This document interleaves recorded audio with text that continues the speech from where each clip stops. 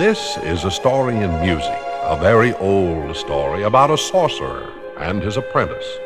Now, a sorcerer is one who can do great feats of magic, and an apprentice is a sort of a helper, one who is learning the trade.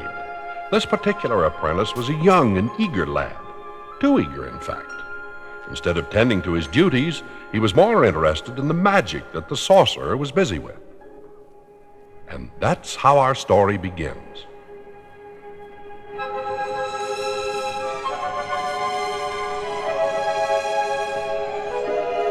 One day, the sorcerer was practicing his magic. He put on his magic hat and made a huge, beautiful butterfly appear out of nowhere.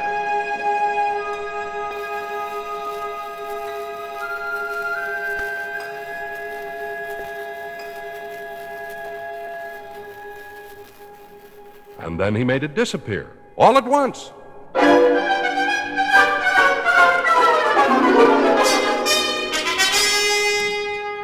The sorcerer became tired of his magic, took off his magic hat, and set it on the table.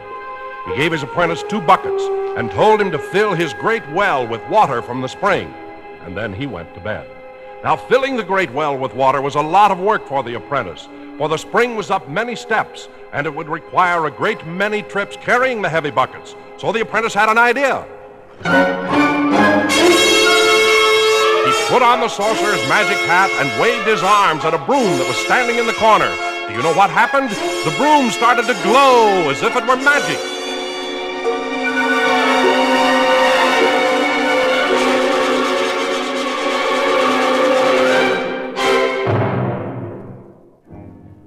Then the broom began to come to life.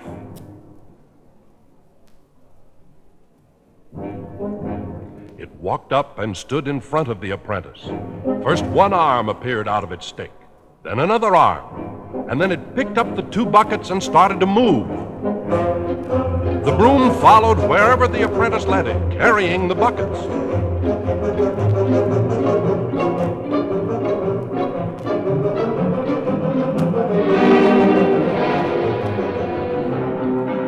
It followed the apprentice right up the steps and dipped one of the buckets into the spring.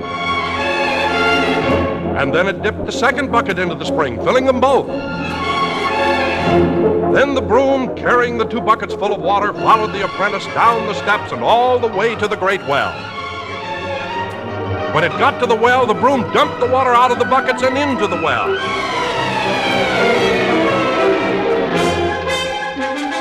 Then the broom followed the apprentice back up the steps to the spring again to get more water.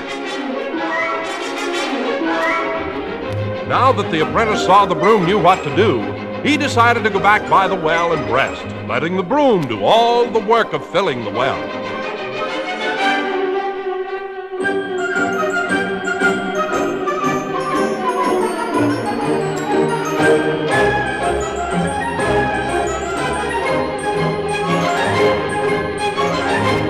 While the apprentice sat in a big chair, the broom continued to do all the work, going back and forth from the spring to the well, carrying bucketful after bucketful of water.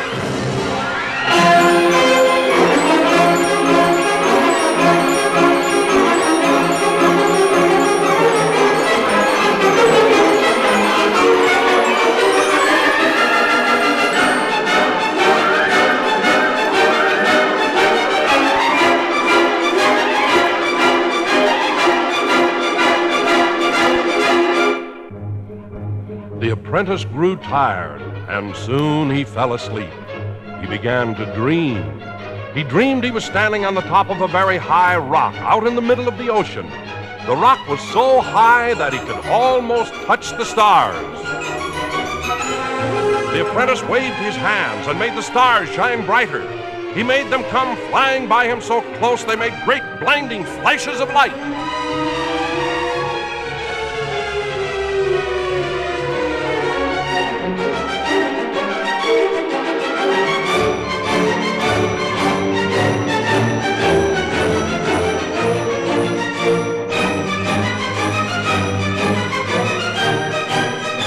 Stars were flying faster and faster, and then one exploded, and then another,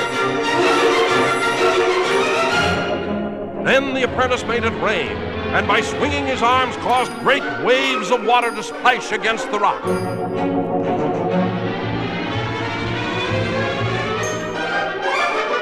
The waves rose higher and higher.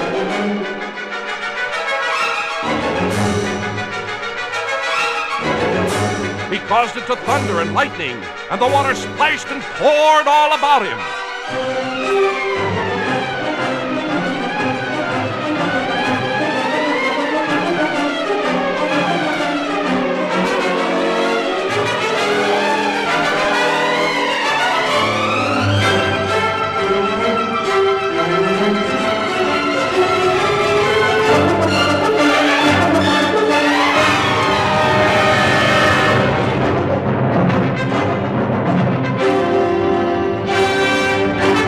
Just then the little apprentice woke up, still sitting in his chair.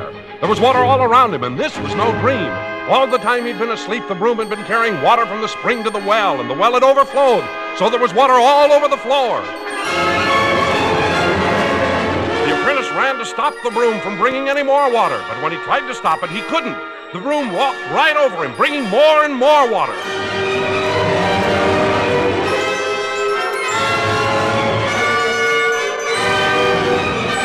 Finally, in desperation, the little apprentice grabbed a huge axe and brought it down on the broom. Again, and again, again and again. Until there was nothing left but many little pieces of wood lying quietly on the floor. Then the apprentice went back to the well to clean up the mess.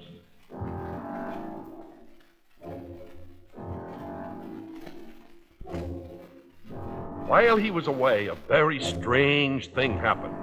Each of the little split pieces of wood began to come to life.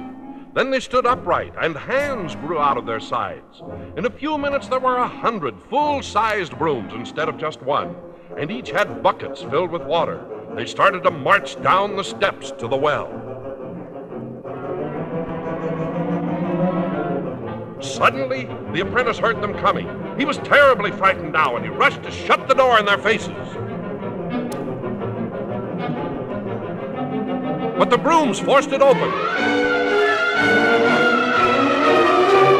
They walked right over the apprentice with their buckets of water. He tried everything he could to stop them, but they brought more and more and more water until the room was like a river. The water swirled around and around, pouring over the apprentice's head.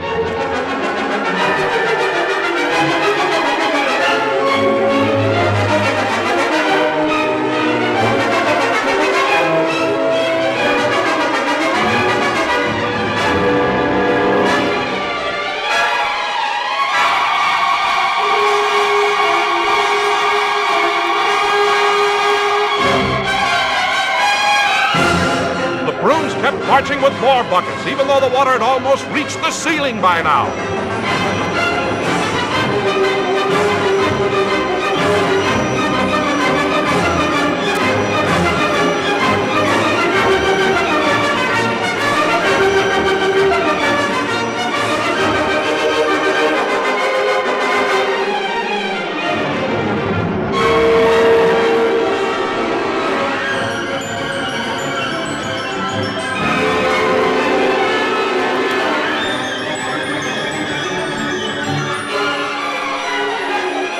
The apprentice could no longer stay afloat. He was about to drown.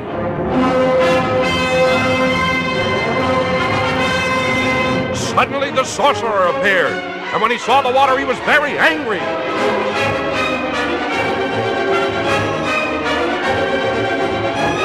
He raised his hands in the air, and the water began to disappear. He raised them again, and more water disappeared. Once more, he raised his hands.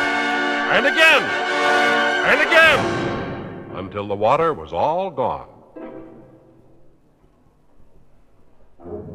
Then he walked over to the frightened apprentice. He took away his magic hat.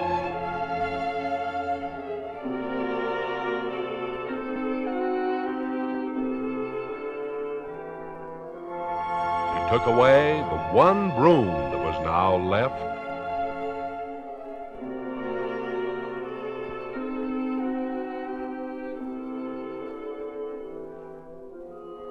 He handed him the buckets to go back to work with.